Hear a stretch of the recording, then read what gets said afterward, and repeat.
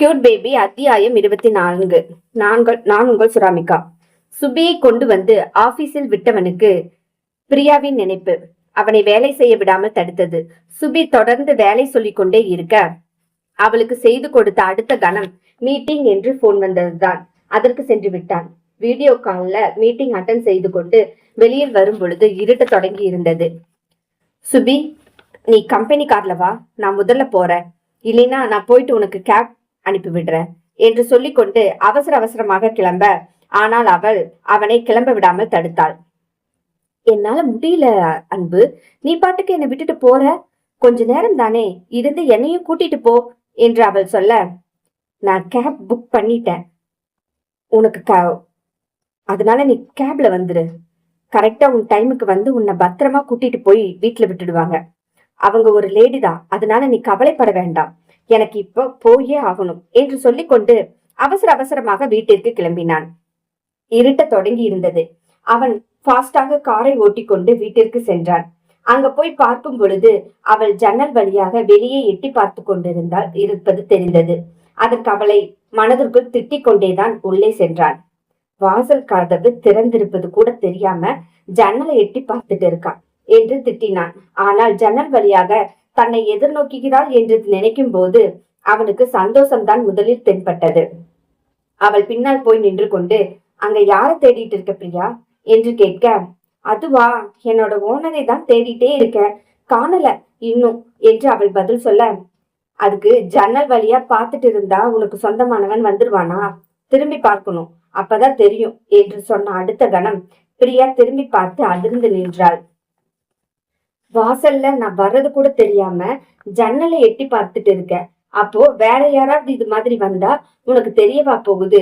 எத்தனை நாள் சொல்லியிருக்க, லாக் பண்ணிவை என்று.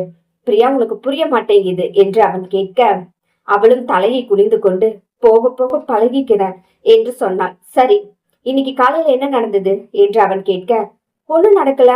ஏன் ஓனரை அப்படி கேக்குறீங்க? காலையில கை தவறிதான் அந்த பிளேட் உடைஞ்சுதா? உண்மையை சொல்லு. பிரியா, என்கிட்ட பொய் சொல்லாத.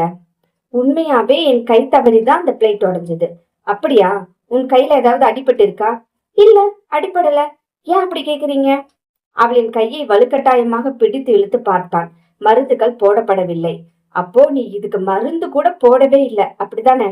அவள் எச்சிலை முழுங்கி கண்கள் பிதுங்க நின்றாள். அது பிளேட் எடுத்துட்டு ஓடி வந்தேன்ல, அப்புறம் நானும் சேர்ந்து விழுந்துட்டேன், அதுல கையில லைட்டா அடிபட்டுருச்சு, மருந்து போடலாம்னு நினைச்சேன், போடுறதுக்கு பயம்லாம் இல்ல, ஆனா ரொம்ப எரியுது, அதனால போடல என்று அவளும் சொல்ல, அவளை தன் கைகளால் அணைத்து கொண்டு வந்து டைனிங் டேபிளில் உட்கார வைத்து அந்த மருந்தை போட்டுவிட அவள் வலி தாங்க முடியாமல் கத்தினாள். என்ன ஒன்றே பண்றீங்க, எனக்கு வலி தாங்கவே முடியல, எனக்கு ஒண்ணும் மருந்து போட வேண்டாம், அது தானா சரியாயிடும், பிளீஸ் சொன்னா கேளுங்க, எனக்கு ரொம்ப வலிக்குது. அவனும் அவள் சொல்வதை எதுவும் கேட்காமல் மருந்தை போட்டு கொண்டே இருந்தான். அவள் வலியால் துடிக்க, பிரியா, இந்த வலிய கூட தாங்கலினா பிரசவ வலியை எப்படி தாங்குவ? ஒழுங்கா மரியாதையா மருந்து போடு, அதுதான் ரொம்ப முக்கியம், அப்பதான் புண்ணாரும். இதை காலையிலேயே என்கிட்ட சொல்லி இருந்தா நீ குறைஞ்சிருவியா? எனக்கு எப்படி வலிக்குதுன்னு உனக்கு தெரியுமா? உனக்கு அதெல்லாம் தெரியாது. காலையில திட்டிட்டு போயிட்டேன்னு தான், ஒரு வார்த்தை எனக்கு அடிபட்டு இருக்கு பாருங்கன்னு சொல்லி இருக்கலாம், இல்ல நான் அப்பமே மருந்து போட்டு விட்டுட்டு போயிருப்பேன். அவள் மௌனமாக உட்கார்ந்திருந்தாள். உன்னோட திங்ஸ்ல சட்டையெல்லாம் இருக்கு, அதெல்லாம் யாரோட சட்டை பிரியா என்று அவன் கேட்க, மாமாவோட சட்டை என்று அவளும் பதில் சொல்ல, அது எதுக்கு உன்கிட்ட இருக்கு? ஏன், சும்மா வச்சிருக்கேன். சும்மா எதையாவது கேள்வியா கேட்டுட்டு இருக்காதீங்க ஓனரே, ஒரு சட்டை வச்சுக்கிட்டது தப்பா போச்சா? ரொம்ப திட்டுறீங்க என்று அவளும் கோபமாக பேச, என் கூட இருந்தா எல்லாமே நான் கேட்பேன், நீ பதில் சொல்லித்தான் ஆகணும். முடியலையா? உங்க மாமாவுக்கு போன் பண்ணி, மாமா நான் இங்க இருக்க மாட்டேன், என்னை கூட்டிட்டு போங்கன்னு சொல்லு, அவன் உன்னை கூட்டிட்டு போறானான்னு நானும் பார்க்கிறேன் என்று சொல்லிவிட்டு அவன் தன்னுடைய ரூமுக்கு சென்றான். தன்னை சுத்தப்படுத்தி கொண்டு தான் கொண்டு வந்த பார்சலை எடுத்து பிரியாவின் கையில் கொடுத்தான். அவளும் அதை பார்த்து கொண்டு, என்ன இது என்று கேட்க, பிரிச்சு பார்த்தா தானே தெரியும், நீ பிரிச்சு பாரு என்று அவன் சொல்ல, அவளும் அவசரமாக பிரித்தாள். ஹை, அதில் 5 சுடிதார் இருக்கு. சுடிதார்? இது எதுக்கு இப்ப எடுத்துட்டு வந்தீங்க? ஏன் இதெல்லாம் போட நீ கத்துக்கோ. இது உனக்கு போட்டா நல்லா இருக்கும். எப்ப பாரு சேலையிலேயே இருந்தா கசகசன்னு உனக்கு இருக்காதா? அதான் வீட்டுக்கு போறதுக்கு நைட்டியும் எடுத்துட்டு வந்திருக்கேன்.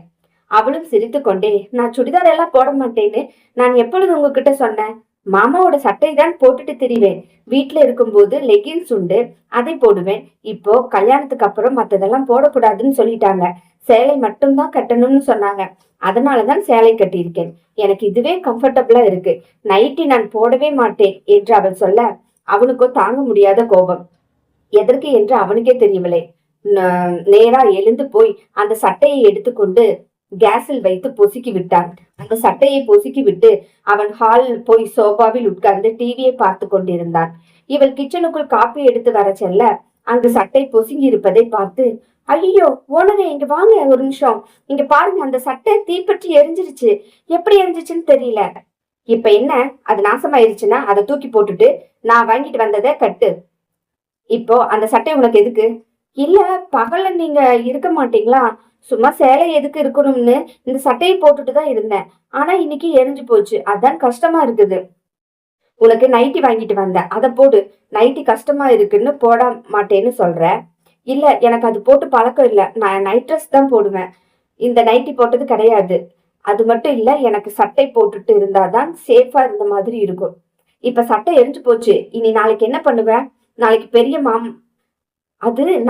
மாமா சட்டை இருக்கு என்கிட்ட, சின்ன மாமா சட்டை இருக்கு, அதுல ஏதாவது ஒண்ணு எடுத்து போட்டுக்குவேன் என்று அசால்ட்டாக சொல்லிக்கொண்டு அவள் வெளியில் வர அவனுக்கும் தலையை பிடித்து கொள்ளலாம் போல இருந்தது. இத்தனை சட்டை எதுக்கு நீ வச்சிருக்க? எல்லோரோட ஞாபகார்த்தமா என்கிட்ட இருக்கட்டும்னு வச்சிருக்க.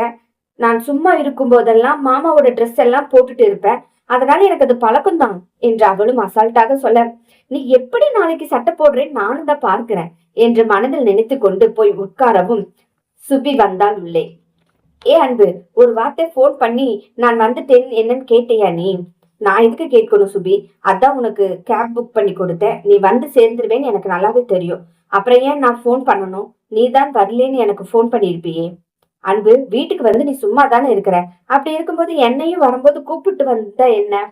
பிரியா வீட்டுல தனியா இருக்க மாட்டா நைட்டு, அதனால நான் சீக்கிரம் வர்றேன், புரிஞ்சுதா என்று அவனும் குறிப்பாக எடுத்து சொல்ல, வேலைக்காரி தனியா இருந்தா என்ன, தனியா இல்லைன்னா உனக்கு என்ன அக்கறை? நான் தான் சொன்னேன், என்னை பொறுத்த அளவு அவளும் நீயும் ஒண்ணுதான். சுபி கோபத்தை பிரியாவிடம் காட்டினாள். ஏய், எதுக்கு மசமசன் நீங்க நின்னுட்டு இருக்க?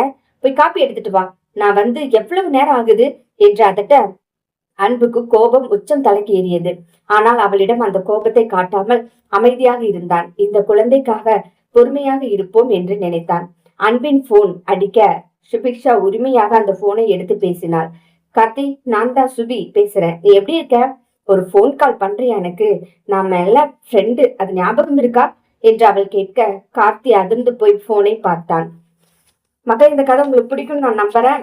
நீங்க வந்து இந்த கதை டெய்லி உங்களோட இதுல அப்லோட் ஆகணும்னா சப்ஸ்கிரைப் பண்ணி வச்சுக்கோங்க, அந்த பெல் ஐக்கானையும் தட்டி வச்சுக்கோங்க. கதை கேட்டுட்டு போகும்போது லைக் பண்ணுங்க, உங்களுக்கு கதை பிடிச்சிருந்ததுன்னா லைக் பட்டன் அமுத்துங்க. ஷேர் பண்ணுங்க, என்னோட கதையை எல்லாருக்கும் தெரிய வரட்டும். கமெண்ட்ல 2 வார்த்தையாவது ஏதாவது சொல்லிட்டு போங்க. நன்றி, வணக்கம்.